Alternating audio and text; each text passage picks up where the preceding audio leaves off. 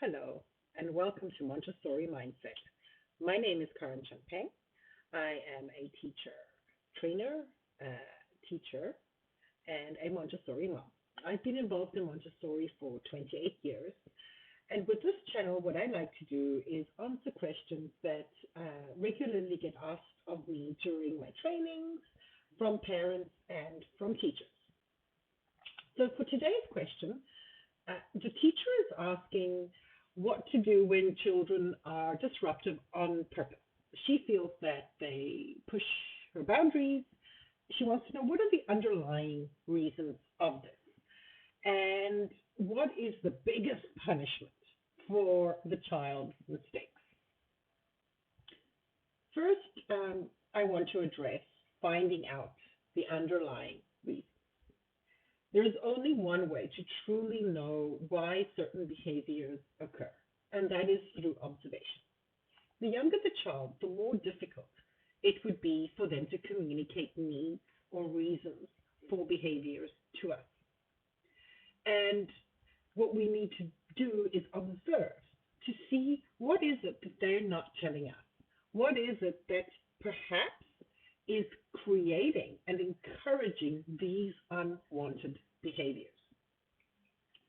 What I like to do is to sit down with a pen and paper and to take notes as I watch children of concern. If it's the whole class, move from child to child as you're observing behaviors. Usually, if it's a whole class that's behaving this way, the problem that you're facing is an environmental problem. There is something in the environment that you are going to need to change. You're going to notice this through all the children are acting up. The children are not engaging in the work. The children are all running around the classroom, and it will have a feel of the teachers not having control. That is because the teachers don't have control. So the first thing you need to do, observe and try and see what are your observations telling you. The next thing is now that you've identified what the underlying problem is, like I said, I would suspect in this case that it would be the environment, what we are giving the children to use. What we have set up is probably either too easy or it's too difficult, but it's not within that range. Or it's just things that the children are simply not interested in. We shouldn't fall into that trap of having a standard that I have to have this, and only this in the classroom. We really need to be able to adapt according to the interests and the needs of children. When we can't do that, the children are not going to respect what they have in the classroom. So what you want to do is you want to remove a lot of the things that the children are disrespecting from the room. You can slowly, with time, as the behavior improves, introduce these things one at a time. Now, you need to adapt things, and you need to teach the children and focus on how you want them to use it. Show them, insist on it. When you notice a child misusing something, they lose their rights to that material. They have to return it, or else it gets removed from the environment. Another thing is the teachers do need to step up with discipline, not punishment. There is a difference between punishment and discipline. Discipline is not allowing unwanted behaviors. Discipline is usually teaching wanting behaviors to children. Punishment really focuses on the negative. Punishment focuses on what you don't want from the child, and because the focus is on what not to do, that is exactly what happens. You need to teach what to do. When you see an unwanted behavior, it doesn't help saying, stop doing that. You have to stop the child doing it. You have to remove it. You have to break those habits. And you have to do it today. You have to do it tomorrow. You have to do it the next day. You have to do it over and over and over.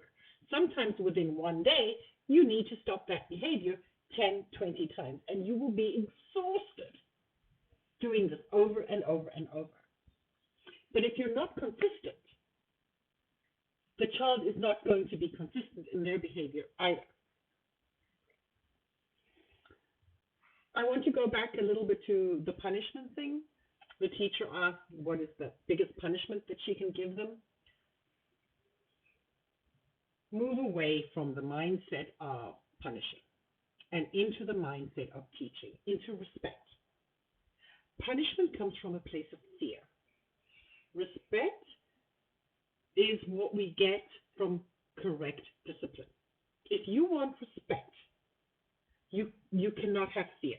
The two things do not coincide. A child is either going to listen to you out of fear of what you are going to do, or out of respect for the fact that they know that you have their best interests in mind. They listen to you because they respect you, or they listen to you because they're afraid of you. If they listen to you out of fear, they're actually not going to learn why they need to do something. They are not going to learn wanted behaviors. What they are going to learn is to do something that you don't notice. So you might leave the room and then all craziness breaks out. You want to avoid this kind of thing from happening.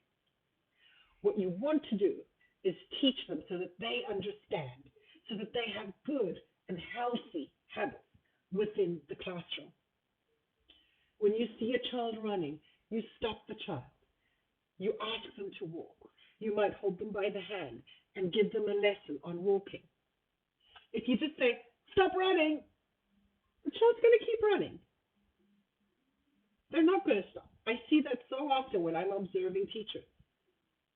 Please don't run. Please don't run. Don't run. Stop running. Walk. As the child runs away. They ignore, and the teacher doesn't do anything. Well, that is why you would have these kind of problems. Don't throw the materials in the classroom. Don't shout. Don't hit your friend. And all that we're doing is telling them, don't. And what we really need to focus on, do. Walk in the classroom. Take good care of this. Please use your words when you're angry with your friend. Here are words you might want to use. These are the kind of behaviors we want to teach. We need to teach these behaviors. Thank you very much for listening. I hope you enjoyed the content. If you did, please like and subscribe.